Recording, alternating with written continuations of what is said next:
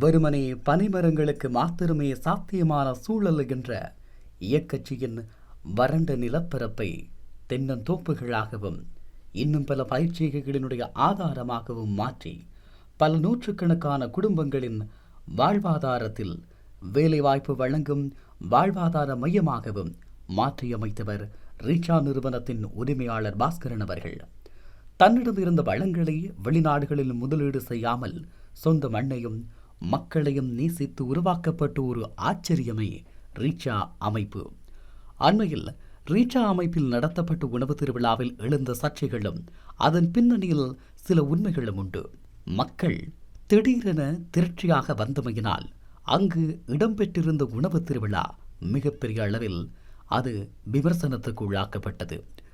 நிகழ்வு ஏற்பாட்டாளர்கள் எதிர்பார்த்த அளவை விட பல்லாயிரக்கணக்கான மக்கள் ஒரே நேரத்தில் நிகழ்விடத்தில் திரண்டனர். இதனால் உணவு விநியோகத்திலும் நுழைவு பாதையிலும் தவிர்க்க முடியாத சில தாமதங்களும் அசௌகரியங்களும் ஏற்பட்டன. பல்லாயிரக்கணக்கான மக்கள் கூடிய நிலையில் ஏற்பட்ட அசௌகரியத்திற்கு பொறுப்பேற்று ரீச்சாவின் நிறுவனர் பாஸ்கரன் அவர்கள் நுழைவாயிலேயே நின்று உள்ளே வந்து ஒவ்வொருவரிடமும் உங்களை சிரமப்படுத்தியதற்கு மன்னித்துக் கொள்ளுங்கள், இவ்வளவு மக்கள் வருவார்கள் என எதிர்பார்க்கவில்லை என நேரில் மன்னிப்பு கேட்டார். வியாபார நோக்கத்தை தாண்டி மக்கள் மீதான அவரின் அக்கறையை இது காட்டியது.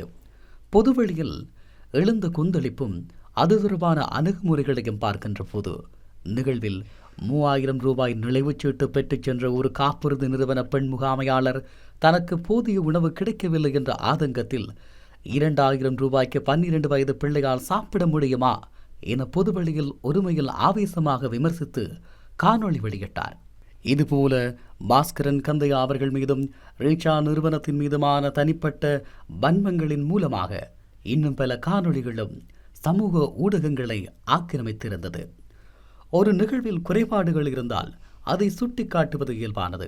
ஆனால் எதிர்பாராத நிர்வாக குறைபாட்டை மட்டும் வைத்துக்கொண்டு நூற்றுக்கணக்கான குடும்பங்களுக்கு வாழ்வாதாரம் அளிக்கும் ஒரு நிறுவனத்தின் ஒட்டுமொத்த நோக்கத்தையும் உழைப்பையும் கொச்சைப்படுத்துவது நியாயமற்ற அணுகுமுறையாகும். இந்த சம்பவம் ஈழத்தமிழர் சமூகத்தில் உள்ள சில மனோபாவங்களையும் பொதுவெளியில் வெளிப்படும் சமூக பொறுப்பின்மையையும் வெளிச்சம் போட்டு காட்டியுள்ளது. நமது சமூகம் முன்னோக்கி நகர பின்வரும் மாற்றங்கள் மிக முக்கியமானது. 3000 ரூபாய் கட்டணத்தை தகுந்த சேவை கிடைக்கவில்லை என ஒருமையில் ஆவேசப்படும் ஒருவர் தான் ஒரு நிறுவனத்தின் உயர் பதவியில் இருக்கும் போது சமூகத்திற்கு என்ன செய்திருக்கிறோம் என்பதனையும் யோசிக்க வேண்டும். சொந்த ஆதங்கத்திற்காக போராடும் அதே குரல் சொந்த மண்ணில் காணிகளுக்காகவும் காணாமல் ஆக்கப்பட்ட உறவுகளுக்காகவும் பல வருடங்களாக தெருவில் நின்று போராடும் எளிய மக்களின் கண்ணீருக்காகவும் ஒலிக்க வேண்டும். சுயநல ஆதங்கங்களை விட சமூக பிரச்சனைகளுக்கான பொறுப்புணர்வு முதன்மை பெற வேண்டும். ஒரு தொழில் முனைவோர் அல்லது உள்ளூர் நிறுவனம் தவறு செய்யும் போது அதை சீர்திருத்தும் நோக்கில் சுட்டி காட்டுவதற்கும் அவர்களை முழுமையாக அழிக்கும் நோக்கில் கொச்சைப்படுத்துவதற்கும் வித்தியாசம் உள்ளது. விமர்சனங்கள் தனிமனித தாக்குதல்களாகவோ ஏளனங்களாகவோ இல்லாமல் கட்டமைக்கப்பட்டு ஒன்றாக இருப்பதே ஆரோக்கியமானதாகும். அன்றைய நாளில் ரீச்சா வளாகத்தில் அமைக்கப்பட்டிருந்த அலங்காரங்கள் சேதமாக்கப்பட்டது, அங்கிருக்கும் மரங்களுக்கு சேதம் ஏற்படுத்தியது. அது மாத்திரமில்லாமல் அளவுக்கு அதிகமான உணவுகளை எடுத்து அவற்றை வீண்பிரியமாக அந்த பகுதிகளில் சிந்தச் செய்தது. இப்படியான நடவடிக்கைகளே இந்த விவகாரத்தின் மூல காரணமாகும். உண்மையில் செயற்கையான ஒரு பிரச்சனையை தோற்றுவிக்கின்ற நோக்கில் இப்படியான நகர்வுகள் மேற்கொள்ளப்பட்டதா என்கின்ற கேள்வி அந்த நிறுவனத்தின் உரிமையாளரால் ஆதாரபூர்வமாக எழுப்பப்பட்டுள்ளது. உண்மையில் அங்கு மேற்கொள்ளப்பட்டிருக்கும் அலங்காரங்கள் நமது தாயகத்தின் எத்தனையோ இளைஞர்கள் இரவிரவாக கண்முழித்து மேற்கொண்ட அலங்காரங்கள். ஒரு நொடியில் அவை அனைத்தையும் சீர்குலைத்து அவை அனைத்தையும் மதிப்பிழக்கச் செய்யும் வகையில் பேசிக்கொள்வது நமக்கான பொறுப்பு முறைகளாக இருக்குமா என்கின்ற கேள்வி மிகப்பெரிய அளவில் இப்போது சமூக ஊடகங்களில் எழுந்து வருகிறது.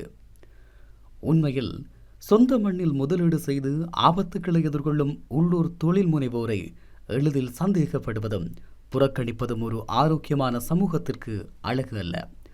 சிறு குறைகளுக்காக உள்ளூர் முதலீடுகளை கைவிடாமல் அவர்களை ஊக்குவித்து குறைகளை திருத்திக் கொள்ள வாய்ப்பளிக்கும் முதிர்ச்சியான சமூகமாக நாம் மாற வேண்டும். ஒரு தேசிய இனம் தன் அடையாளத்தை நிலைநிறுத்தவும் அரசியல் ரீதியாக நிமிர்ந்து நிற்கவும் வரும் அரசியல் உரையாடல்கள் மட்டும் போதாது. சுயசார்பு கொண்ட பொருளாதார கட்டமைப்பு மிக முக்கியமானது. இங்குதான் தேசிய முதலாளிகளின் பங்களிப்பு முதன்மை பெறுகிறது. தன் சொந்த மண்ணின் வளங்களையும் மனித ஆற்றலையும் நம்பி தாயகத்தின் பொருளாதார சுயாட்சியை நோக்கமாக கொண்டு உள்ளூர் வேலைவாய்ப்புகளையும் உற்பத்திகளையும் பெருக்கும் முதலீட்டாளர்களே தேசிய முதலாளிகள் எனப்படுகின்றனர். ரீச்சாவின் பாஸ்கரன் போன்றவர்கள் இதற்கு சிறந்த எடுத்துக்காட்டாகும். ஈழத்தமிழர் தாயக பகுதிகள் இன்னமும் தென்னிலங்கை உற்பத்தி சந்தையை முழுமையாக சார்ந்திருக்கும் நிலையில் தாயகத்தின் தமிழ் தேசிய முதலாளிகள் உருவெடுத்து உள்ளூர் விவசாயம், கடற்தொழில் மற்றும் சிறு தொழில்களை தொழிற்சாலைகளாக உயர்த்தும் போது பேரினவாத அரசின் பொருளாதார சுரண்டல்களையும் தங்கி வாழும் நிலைமையையும் உடைக்க முடியும். போருக்கு பின்னரான சூழலில் தாயகத்தில் போதிய வேலைவாய்ப்புகள் இன்மையால் இளைஞர்கள் பெருமளவில் வெளிநாடுகளுக்கு செல்கின்றனர். இது தாயகத்தின் மக்கள் தொகையிலை பலவீனப்படுத்துகிறது. தேசிய முதலாளிகள் புதிய தொழிற்சாலைகளையும் சேவைத் துறைகளையும் உருவாக்கும் போது தமிழ் இளைஞர்களுக்கு சொந்த மண்ணிலேயே கௌரவமான வேலைவாய்ப்பு கிடைக்கும். இது தாயக மக்கள் தொகையை பாதுகாக்க உதவும். தற்போது புலம்பெயர் சமூகத்திடம் இருந்து வரும் பெருமளவு நிதி வீடுகள் கட்டுவதற்கும் அன்றாட நுகர்வுகளுக்குமே செலவிடப்படுகிறது. நம்பிக்கையான தேசிய முதலாளிகள் மற்றும் நிறுவனங்கள் இருக்கும்போது புலம்பெயர் நிதியை உற்பத்தி துறைகளான நவீன விவசாயம், ஏற்றுமதி, சந்தை, தொழில்நுட்பத் துறைகளில் முதலீடாக மாற்ற முடியும். உலக வரலாற்றில் பொருளாதார ரீதியாக தற்சார்பு அடையாத எந்தவொரு தேசமும் தன் அரசியல் உரிமைகளை முழுமையாக வென்றெடுத்ததில்லை. வலுவான பொருளாதார பின்னணி கொண்டு ஒரு சமூகத்தால் மட்டுமே சர்வதேச தளத்திலோ அல்லது அரச மட்டத்திலோ தன் உரிமைகளுக்காக உறுதியோடு பேச்சுவார்த்தை நடத்த முடியும். ரீச்சா உணவு திருவிழாவில் நடந்த சம்பவம் என்பது ஒரு சிறிய நிர்வாக நெரிசல் மட்டுமே. ஆனால் அதன் பின்னணியில் நின்று மக்களிடம் மன்னிப்பு கேட்டு ஒரு தேசிய முதலீட்டாளரின் நேர்மையும் அதை சகித்து கொள்ளாமல் கொச்சைப்படுத்திய சமூக மனோபாவமும் நமக்கு பல பாடங்களை கற்றுத்தருகிறது. ஈழத்தமிழர் சமூகம் வெறும் நுகர்வுப் பொருளுக்காக போராடும் குறுகிய மனநிலையிலிருந்து விலகி சமூகத்தின் பெரிய வலிகளுக்காகவும் உரிமைகளுக்காகவும் குரல் கொடுக்கும் முதிர்ச்சியை அடைய வேண்டும்.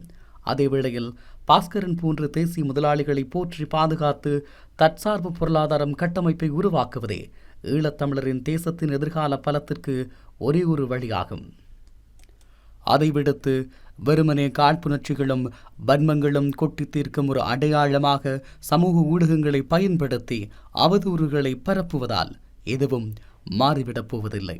தமிழரின் தாயகம் பொருளாதார ரீதியாக முதுகெலும்பூட்டப்பட வேண்டியதும் புத்துயிர் கொடுக்கப்பட வேண்டியதும் காலத்தின் தேவையாகும். அந்த காலத்தின் தேவையை உணர்த்துகின்றவர்கள், அந்த காலத்தின் தேவையை நகர்த்துகின்றவர்கள் ஒவ்வொருவரையும் பாதுகாக்க வேண்டிய பொறுப்பும் அவர்களுக்கான ஆதரவுகளை வழங்க வேண்டிய பொறுப்பும் நம் ஒவ்வொருவருக்கும் உடையதாகும்.